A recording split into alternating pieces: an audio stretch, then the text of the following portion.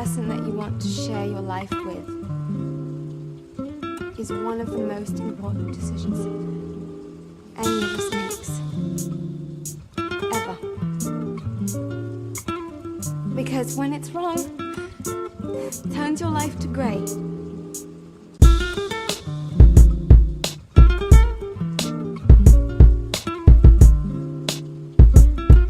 So we begin our video here in Panama on the Rio Chagres, which is a very, very important river, not just for Panama, but actually for the entire world. And so here what we're seeing is, as we're at this fort, basically this is the Atlantic Ocean. This is the Rio Chagres, which goes into the center of Panama, which goes into what they call the Lago de Gatun, which is the Gatun Lake, which is the kind of entrance point to the Atlantic to the Panama Canal. This is what they call one of the kind of points of the strategic triangle of Panama. So there's this fortress just to the east of here, protecting the other side of the kind of Atlantic entrance to this bay, is a city called Portobello, or Puerto Bello, beautiful port. And then to the south is the city of Panama, which is on the other side, the Pacific side of the peninsula. We drove here from Panama this morning and it was only like legitimately an hour. So the distance from top to bottom is 1 hour driving now. Would have been probably a day's trip in the past, but the Spanish realized how important this area was, and the US way later in history also put a fort up here called Fort Sherman, which was protecting the entrance to the Panama Canal, and it was built in like 1911. This fort, however, was built in 1595. So let's go check this out. The history of Panama is very important for basically every country that has been in this region. The idea is that, going back in time a little bit, there was a bunch of different native tribes that inhabited this land. Of course, the Spanish showed up and they realized that this was a very important trade and strategic area. So they built a couple different cities here on the Atlantic, and then of course Panama City on the Pacific. Panama City itself is super important. They actually have something called Panama Vieja, which I went to yesterday, and it's this old sort of fortified thing you can see here, and it was basically continually bombed and ransacked, just as this fortress is, the hilarious history of this fortress, by pirates and corsairs, mostly from the British Empire, as the Spanish and the British were warring for many, many years, and a lot of that took place here in the Caribbean. So now you guys can get a better view of the fortress. And so the history of this fortress goes something like this. It was built in 1595, as basically all of the gold and valuable goods that was coming out of South America was transported back to Spain through Panama. So basically this fortress was not necessarily very successful. So it goes back to Sir Francis Drake, who was one of the most famous British pirates of the 16th century, 15th century, one of the centuries. And he, came here, destroyed the fortress, took all the gold, and so this was like a common theme for many of the years of this fortress. It was rebuilt, it was then bombed by pirates, it was taken over, rebuilt, bombed by pirates, taken over. And so the two important guys, Sir Francis Drake, and then the second one that I like is Captain Henry Morgan of the rum fame, Captain Morgan was also a very famous pirate, one of the most famous. He was also like the, oh no, oh, I just stepped in water. Shit. So Captain Morgan was incredibly famous. He was also one of the regents of Jamaica, and he was also just a very wealthy nobleman who took a lot of land, took a lot of money in this region. He was also known for basically finding Panama City and destroying it completely, burning it to the ground, setting up a post, and then going back to England. The Spanish wanted him reprimanded, but he was not put in jail, and then he died a very wealthy man when he came back to Jamaica.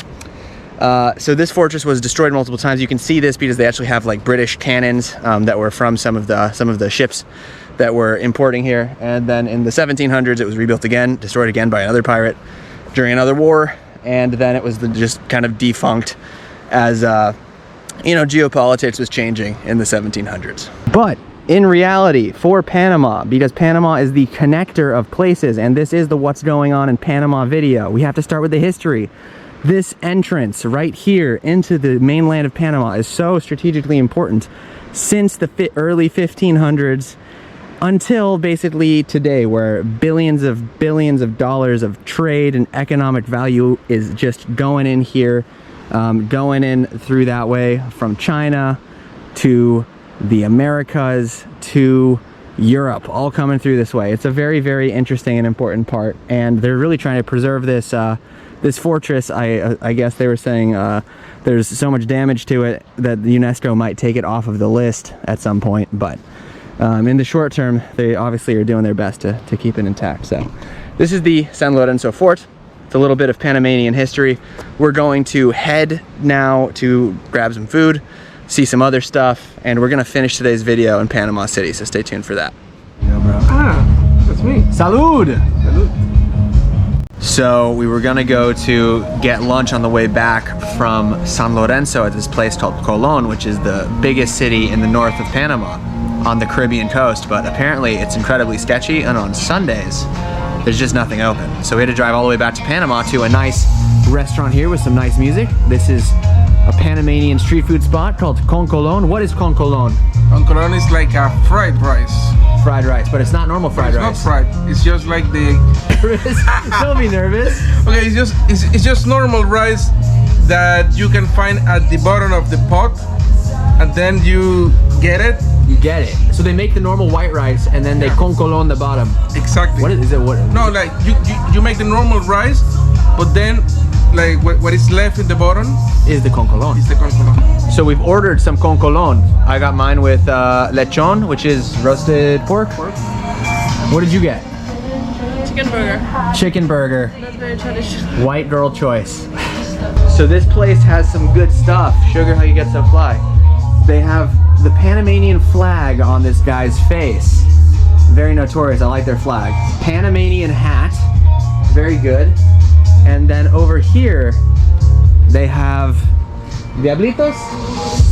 Yeah, these are the Panamanian mystical devils, which are very, very cool. And dirty devils. Dirty, oh yeah, Diablitos Sucios, the dirty devils. And then over here, they also call this the devil. The red devils, Diablo Rojo. These are the red devils. We saw some in the junkyard outside of Colon on the way back. And what is Ayala Vida? It's like Ayala Vida. Ayala Vida. That doesn't mean anything. So in Panama, they have a lot of nice hot sauces. They do a lot with ají chombo, which in our language is Scotch bonnet peppers. Okay. Gracias. And it's a mojito because it's hot as hell out. If you're in Panama, you're also probably gonna drink a Balboa. This was one of the conquistadors that found Panama, and now everything is named after Balboa, including the currency, the money. How many Balboas is a Balboa? One Balboa, but that's that was almost three Balboas. 2 Balboas, 250. Yeah. So you need 250 Balboas to buy a Balboa. Yeah. So in Panama, they actually use the US dollar. So if you come here, you don't really need to exchange. If you're an American, if you're a foreigner, you're gonna be using the US dollar, but the coins, the change they give you are Balboas. Strange. What is the best thing about living in Panama? The best thing about living in Panama is probably food. The food? Yeah. What's your favorite? My favorite is the seafood. The seafood. Yeah. And it's pretty cheap. And it's pretty cheap and delicious. And the weather, bro. I like the weather here. The weather used to be nice, but like not during these months. That's fair. I recommend you to come on December, January, February. The dry season. The dry season. See, me and Rafa, we met in college, and now it's been almost 3 years? 3 years. Almost 3 years since I saw this guy, and I came to Panama just to see this guy right here. All right, so the food is here. This is the lechon. Actually looks good. Corn and the cocolon. You can hear it. Let's see, back into it. What's going on in there? Oh yeah. And then they actually give you more rice just in case you weren't riced up enough. But the curious part is they actually give you some broth to start. No idea what it is, but some sort of broth. So I'm definitely gonna eat this aggressively and get in here. And then we're gonna tell you about what's going on in Panama and walk around the city. So now I'm in the neighborhood that I'm staying called Villa Lila here in Panama City. The city itself is very urban. As you can see, you've got basically big high rises, and over here you have kind of one of the downtown areas. There's kind of intermixed, very poor areas, very dangerous areas within the greater city of Panama, which has, of course, very safe areas with like boutique shops and big kind of villas. This area is just like literally full of villas. So there's lots of money here. Panama uses the American dollar, as I said earlier, and it's actually quite expensive. Like yesterday, that lunch I had was something like $15 for the plate and like $7 for my mojito. So I think that would compete with most places in the US probably. So the first question I'm gonna answer while we're walking towards the big city over here is Panama safe? Panama feels pretty safe in comparison with a lot of the other places I've been in South and Central America. Panama feels, it's probably because of the overall money that this country has, but Panama does feel pretty safe. You see a lot of nice cars, you see a lot of nice houses. There's not really a need for a lot of the people in this city to necessarily be dangerous towards you, but there are definitely some pockets that you really don't want to go to. A lot of people go to the Casco Viejo, which you can see here is this beautiful, basically Spanish style old town.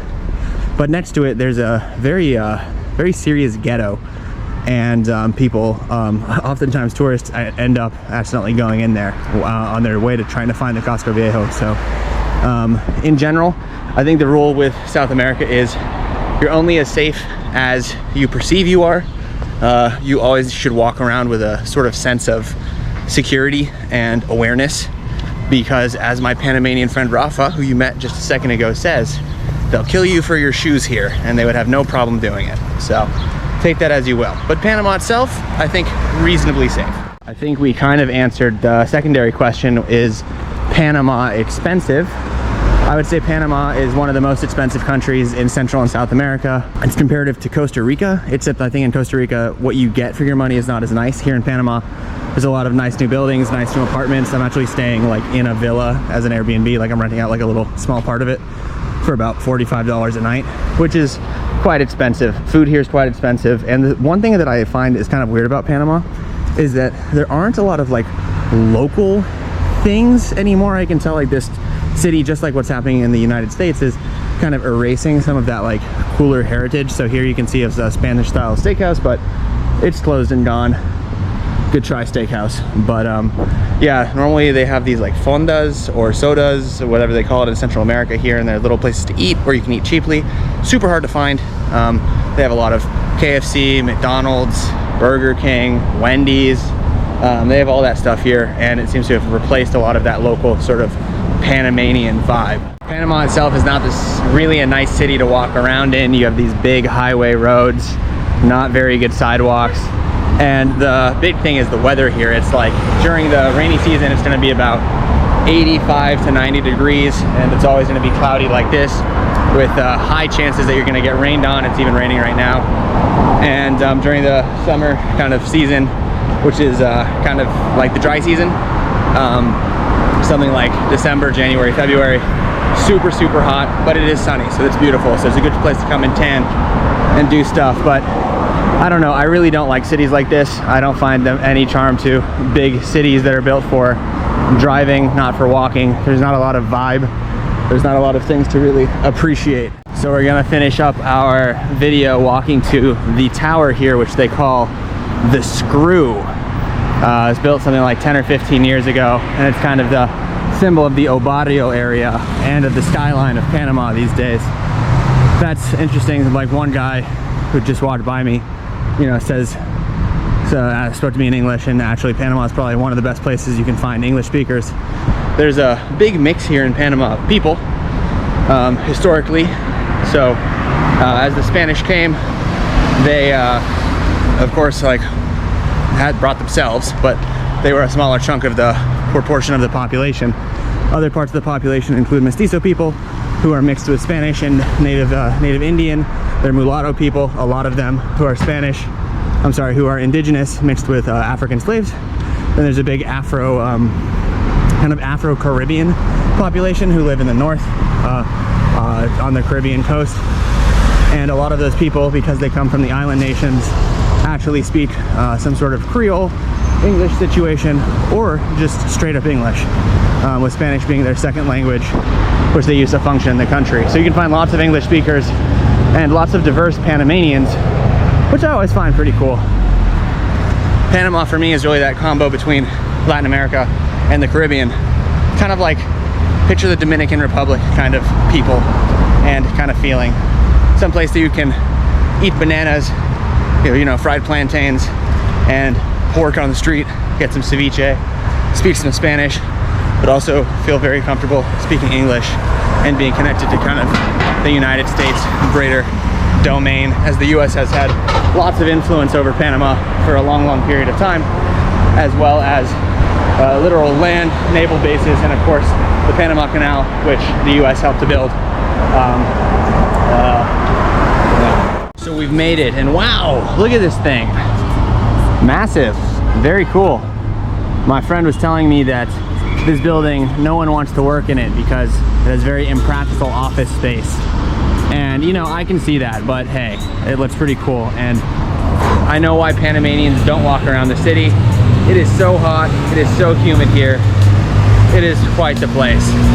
So I think that's gonna do it for me today in Panama City. This is my last place on my adventure until I move to someplace that you guys, I guess, will find out along the way. We're gonna move back to Europe.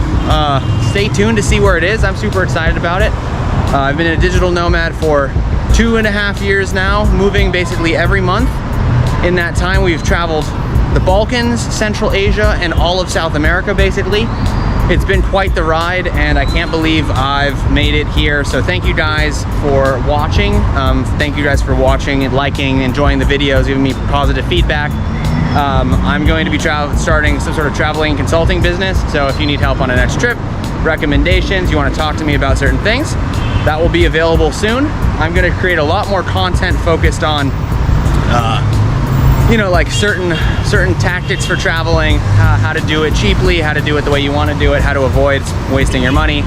That's my main goal. So that's what's coming next from Tales from the Road. So I want you guys to stay tuned for that. And thank you so much for watching. You know, like and hit the notification button. That's always helpful to me. I don't really care anymore. The algorithm doesn't seem to be wanting people to watch these videos, but you are watching this, and that's what's amazing. So I love you, and we will see you wherever the hell I make my next video. Adios from the Screw, Panama, and Central America. Gracias, mi amigos. Hasta luego for the last time.